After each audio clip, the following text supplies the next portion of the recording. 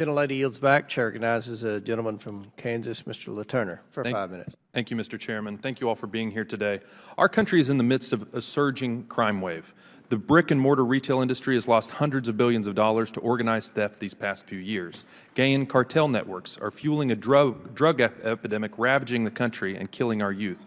Between 2019 and 2022, American cities witnessed a 50% and 36% increase in homicide and aggravated assaults, respectively. The crime wave sweeping across our nation has engulfed its capital city, too. And how have Washington Democrats responded? By pushing for an across-the-board weakening of our criminal justice code. Their recent proposition, which was fortunately defeated by my Republican colleagues in Congress, would have fortified legal and procedural protections for petty thieves, eliminated a litany of mandatory minimum sentencing standards, and even reduced maximum penalties for heinous crimes like armed robbery and carjacking. The President's refusal to veto Congress's condemnation of the DC City Council's efforts to weaken the criminal code, despite 173 congressional Democrats throwing their weight behind the measure, is tacit acknowledgement of a fact that's been widely apparent to anybody with an ounce of sense. Soft on crime policies endanger the public.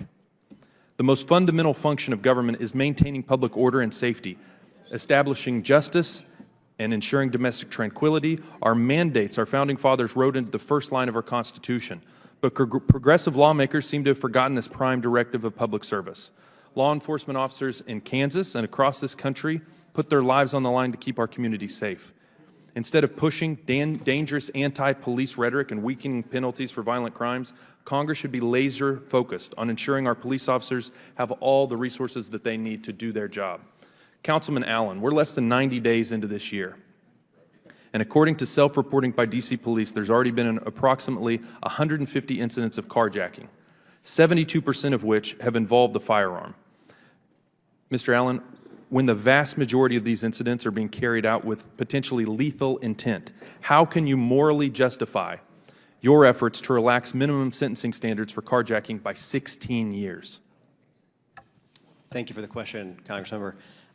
The revised criminal code that you're describing as soft on crime had penalties for armed carjackings that is greater than most of the states that are represented here in this room. It was not soft on crime. What we have is a 120-year-old. There wasn't a reduction of 16 years for the penalty? You're speaking about the maximum? For the minimum sentencing standards for carjacking by 16 years. The maximum is what you're talking about. The maximum was set at 40 years, and the proposed reduction was to go to 24 years, which is stronger and tougher than most of the states represented in this room right now. It still would cover almost 98% of all sentences that are handed out in the court. We have a problem with a 120-year-old criminal code that makes us less safe today because it is unclear, it is unproportionate, it makes it hard for prosecutors to be able to do their job, makes it hard for juries to find, makes it hard for judges to be able to render decisions. It's also unfair for victims who are unable to get accountability. Our problem is our old criminal code, and that needs to be revised. That's not going to happen now, and we're going to have to figure out how to move forward with that. But that is a significant problem. The people you represent are safer today by reducing the maximum standard. Is that what you're saying? You would not really see changes from the penalties from the courts because the proposal you're talking about was entirely consistent with the ways in which courts and judges are handing out sentences today, which is also stronger and longer sentencing than most of the states that are represented in this room. The average sentence in court for the last 10 years has been 15 years for carjacking. I'll ask the questions for the individual that I want to answer them.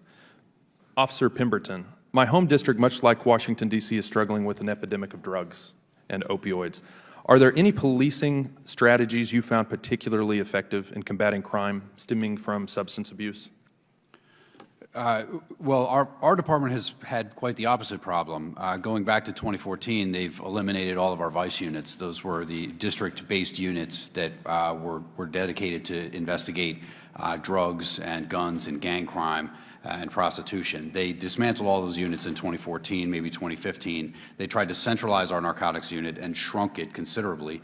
And over the years, they've repurposed those individuals away from investigating drug crimes. I think we probably have less than 25 people investigating narcotics offenses in this entire city. So we've had quite the opposite problem. I think your question is, have I found anything that's effective? We certainly had an effective and robust anti-narcotics effort, but the city has done away with that over the past 5 or 6 years, and we have almost zero officers, as close to zero as you can imagine, investigating narcotics or narcotics enforcement. And I know that the number of fentanyl overdoses and opioid overdoses has skyrocketed as well. What the city has done is gotten rid of common sense when making these important, critical decisions. I'll yield back, Mr. Chairman.